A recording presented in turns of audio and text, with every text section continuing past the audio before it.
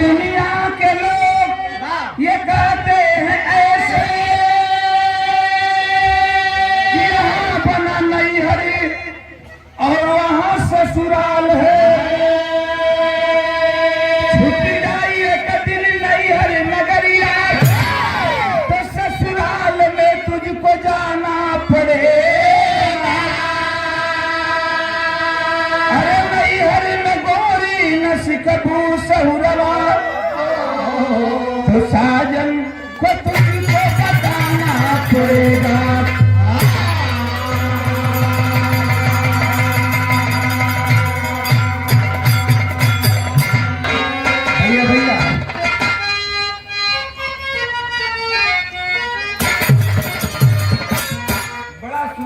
लगे कभी कभी रेडियो से आप लोग ये निर्गुण का हमने सुने लो या DD1 चैनल पर भी मेट्रो चैनल DD2 पर भी आप लोग देखे लगाइला का गाइला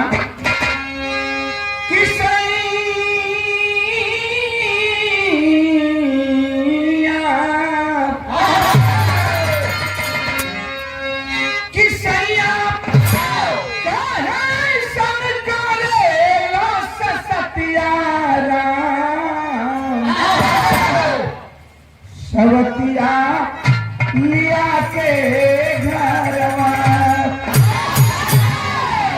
लेकिन हम कहिला कि एक दिन छोड़ जाई बाबुल की नगरिया हो। एक दिन छोड़ जाई बाबुल की नगरिया हो। नजरिया झुका के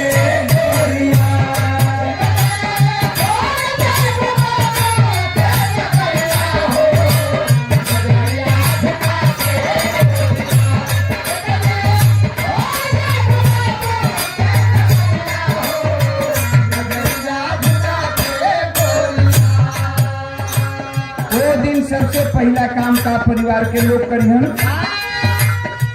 हरियाली मसाला के बनिए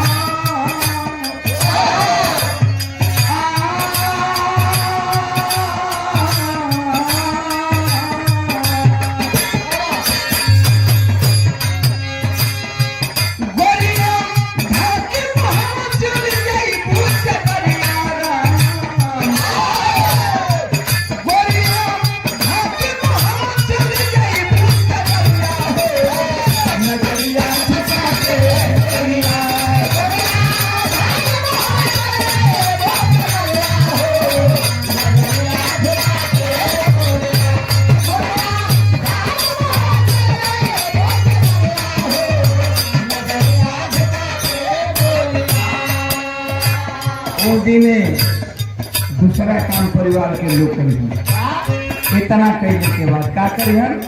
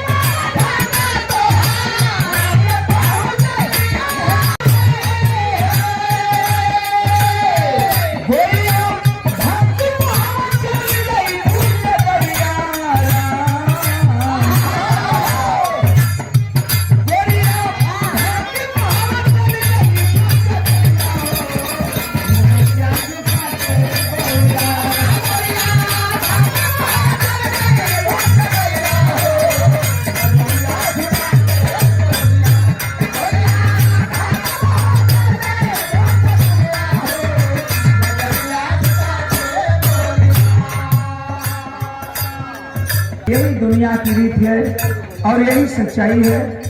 जो आया है तो जाएगा, आना है तो जाना है। जो आया है तो जाएगा, जो आएगा वो भी जाएगा, जो आया वो भी गया। तो ये दुनिया का सच्चाई बटे। लेकिन घमंड लागल बा कि हम फलाना है तो हम चिलाना है, तो हमारा इतना ट्रक चलेला, तो हमारा हर 400 बीघा खेत बटे। ये कुल घमंड लागल बा आदमी के। ई घमंड क्यों ना काम करवा। मुट्ठी बांध करके लोग आते हैं, हाथ पसार कर चले जाते हैं। जब तक जियत तनी अपने कली अपना कली, अगर तो ओकरो से ना पेट भरल तो तनी बेटा के कली, बेटा से नहीं के पेट भरल तो पतोही के कली, पतोहियों के से नहीं के पेट भरल तो तनी नतियों के कली। एक पे एक लागल गई, कभी पेट आदमी के लिए भरे। जो आया है तो जाएगा, जाना है निश्चित है। ऐसे हंस खेल के जिंदगी बिता लेने के बाद जमीन तुराज हाल मांस के शरीर बनल बा, खेल खाई के करा के ठीक से बिता लेने के बचे।